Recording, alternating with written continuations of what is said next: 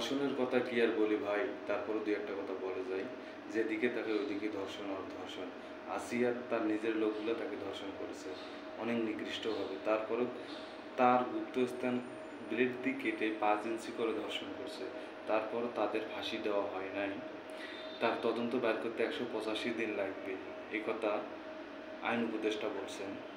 রাজশাহী থেকে ঢাকা রওনা একটি বাস, তার নিজের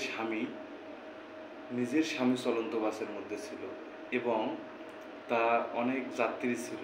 থাকা অবস্থায় ওই বোনটাকে 10 জন হইতে 5-7 জন মিলে ধর্ষণ করছে। তারপরও তাদের কোনো ফাঁসি দেওয়া হচ্ছে না। রফিকুল ইসলাম একটা মাদ্রাসার শিক্ষক, 7 বছরের মেয়েকে ধর্ষণ করছে।